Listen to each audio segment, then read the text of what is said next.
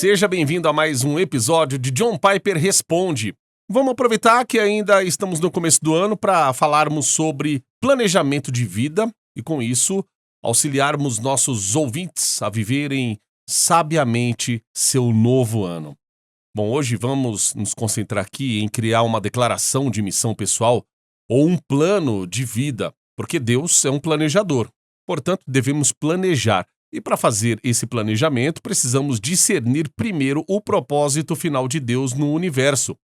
Abordamos tudo isso a partir desta pergunta de um ouvinte chamado Paul. Olá, Pastor John, e obrigado por este podcast. Já vi você mencionar a importância de escrever uma declaração de missão pessoal para nossas vidas com o objetivo de aumentar a produtividade pessoal. Concordo plenamente e acho essa tarefa extremamente desafiadora. Então, como um cristão leigo comum pode elaborar uma declaração de missão pessoal? Devemos nos concentrar em nossos pontos fortes e talentos, em nossos papéis? Ou devemos focar principalmente nas necessidades espirituais da igreja, tanto local quanto globalmente? E como evitar que essa declaração se torne tão ampla a ponto de nos sobrecarregar e, de fato, não nos ajudar a concentrar nossas energias?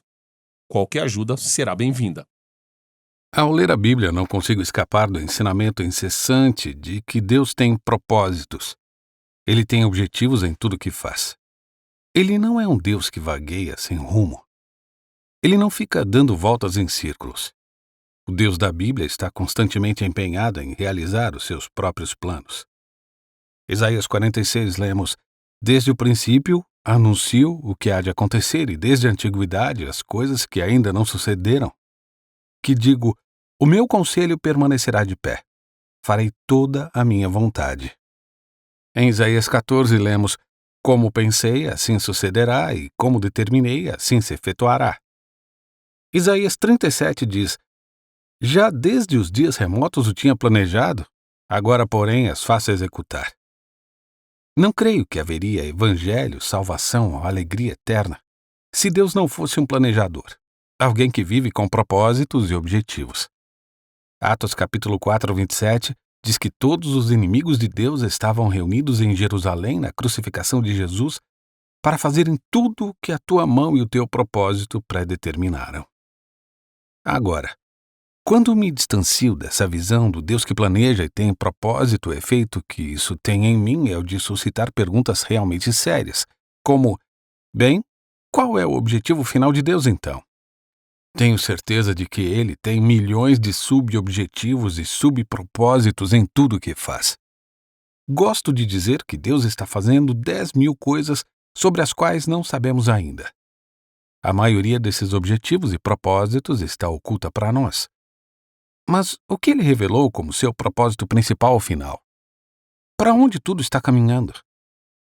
Essa é a pergunta que me atormenta desde os 22 anos, quando me tornei devoto do Deus que tudo ordena e planeja. E então a próxima pergunta se torna, se eu pudesse discernir qual é o seu objetivo final, como posso me unir a Ele nisso? Quero me encaixar em seu propósito final, não quero lutar contra Ele. Quero estar em perfeita sintonia com o que Deus está buscando no mundo. Nada me parece mais obviamente razoável ou esperançoso do que o fato de que as criaturas de Deus deveriam se encaixar alegremente em seus propósitos. Então, certamente, esse é o seu chamado para nós. É para isso que Ele nos convida. Encontre meu propósito, junte-se a mim nele. Essa é a minha segunda pergunta. Então, existe uma maneira de eu me unir ao propósito de Deus depois de descobrir qual é o seu propósito final? E então a questão passa a ser, como faço tudo o que faço para ajudar a alcançar esse objetivo final, ou para que eu possa ser usado por Deus para que ele se concretize? Quero que tudo, não apenas algumas coisas, mas tudo que eu faça, contribua de alguma forma para esse propósito. Por isso as declarações de missão me parecem úteis. Elas me mantêm focado nas coisas boas da vida. Mas permitam-me fazer uma ressalva. Acredito que as particularidades da vida são muito variáveis, para que nossa declaração de missão seja muito detalhada. Sei que nosso amigo pediu que não fosse muito genérica e ainda assim posso desapontá-lo, pois considera objetivos amplos e gerais muito úteis, desde que sejam do tipo certo. Portanto, quanto mais detalhes sobre você e suas circunstâncias você incluir, mais efêmera será a sua declaração. Porque tanta coisa muda, não é? Você muda, seu emprego muda, você tem filhos, fica doente, se muda de casa.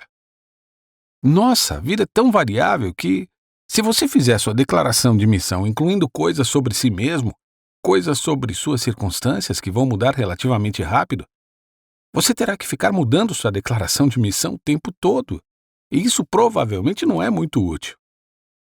Se você quer que sua declaração de missão dure mais do que alguns anos, ela precisa ser abrangente e geral. E é principalmente isso que tenho em mente quando penso nas minhas próprias declarações que guiam minha vida. Preciso ser lembrado regularmente do panorama geral da vida. Qual é o sentido de tudo? Quais objetivos posso ter que estejam em sintonia com os objetivos de Deus e que sejam tão claramente bíblicos que não mudem? Permita-me apresentar um breve resumo do processo que me levou a essa conclusão e então você poderá adaptá-lo à sua situação. Naqueles anos cruciais de descoberta para mim, anos que mudaram minha vida dos 22 aos 25 anos, o que eu vi e não pude negar, e sobre o qual nunca mudei de ideia desde então, foi que Deus era infinitamente pleno de toda a perfeição.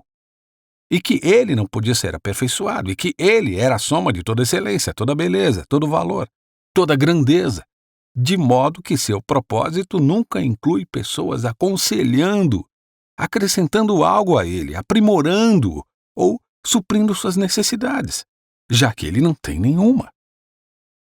O que eu vi, na verdade, foi que Deus era o tipo de Deus cujo objetivo final era que a sua plenitude, a sua completude, a sua perfeição transbordasse, comunicando a mim toda a sua grandeza, beleza, valor e excelência que me satisfazem. Em outras palavras, o propósito final de Deus é ser visto, apreciado e demonstrado. Essas são as minhas 3 palavras favoritas para descrevê-lo. Como infinitamente glorioso, esse é o seu propósito final. Isso não é megalomania, aliás, porque a comunicação de si mesmo em toda a sua glória é o que a alma humana foi criada para satisfazer. Portanto, Deus é o único ser em todo o universo, e Ele é o único, para quem a autocomunicação e a autoexaltação são a virtude suprema e o ato mais amoroso. Em Isaías 43, 6 e 7, lemos: Trazei meus filhos de longe, minhas filhas dos confins da terra, todos os que são chamados pelo meu nome, os quais criei para minha glória. E assim a primeira coisa que ele nos ensina a orar repetidamente é: santificado seja o teu nome. Isto é, glorificado, valorizado, amado, honrado, louvado, admirado e apreciado. Mateus 6,9: santificado seja o teu nome. Esse é o primeiro e principal clamor de todo santo, todos os dias. Faze-me um instrumento, Deus, por favor. Faze-me um instrumento para a comunicação e a manifestação da tua beleza, do teu valor e da tua grandeza. Ou seja, que outros santifiquem o teu nome porque eu existo. É para isso que existimos. Essa é a essência de toda declaração de missão pessoal bíblica, creio eu, se estiver ligado ao propósito final de Deus. Então é por aí que eu começo. E então a pergunta se torna como? Ou seja, como posso viver dessa maneira? Como posso participar da realização desse propósito? E a Bíblia parece oferecer inúmeras respostas. 1 Coríntios 10, 31, portanto, quer comais, quer bebais, fazei tudo para a glória de Deus. 1 Tessalonicenses 5, 18, dê graças à glória de Deus. Romanos 10, 9, confesse Jesus para a glória de Deus. Mateus 5, 16, façam boas obras para que Deus seja glorificado. Romanos 15, 7, acolham-se uns aos outros para a glória de Deus. Hebreus 13, 16. Sejam generosos com os pobres para a glória de Deus. Tudo o que fizermos com os nossos corpos, nossas mentes e nossos corações deve glorificar a Deus, porque Ele realmente o é. Estamos ajudando as pessoas a vê-lo, a apreciá-lo, a mostrar-lhe como Ele realmente é. Então, finalmente, a pergunta se torna: existe um denominador comum que permeia todas essas ações, todas essas atitudes, todas essas palavras, que as transformam em atos que glorificam a Deus. Como tudo que eu faço se torna adoração? Como tudo que eu faço se torna uma demonstração da grandeza, da beleza e do valor de Deus? E a resposta é dada, por exemplo, em 1 Pedro 4,11. Se alguém serve, sirva com a força que Deus lhe dá, de forma que em todas as coisas Deus seja glorificado por meio de Jesus Cristo. Portanto, se tudo que você faz é um serviço, então ele diz que o serviço seja prestado confiando na plena suficiência da graça de Deus em sua vida, para que, ao realizar o que você acabou de tentar fazer, seja feito com a força dele, para que ele receba a glória. Você recebe a capacitação, o poder, a orientação e a força, e ele recebe a glória.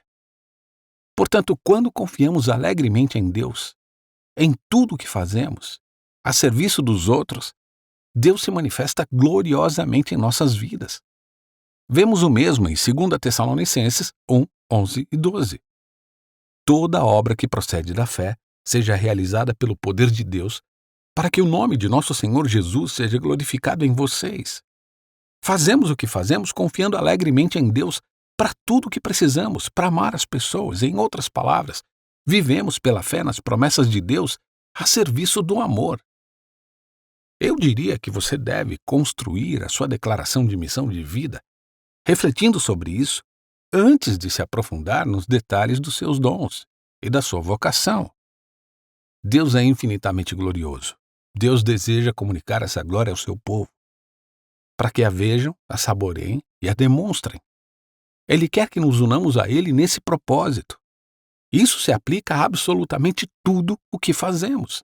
E fazemos isso com humilde confiança na sua graça e no seu poder, que vem por meio de Jesus Cristo a serviço dos outros.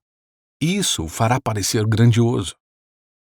Então, depois de elaborar uma declaração de missão abrangente baseada nesses propósitos de Deus, você pode criar algumas declarações de missão de curto prazo, digamos, para 1 ano. Você vai escrever um livro, ou vai mudar de emprego, ou vai se casar, ou o que for.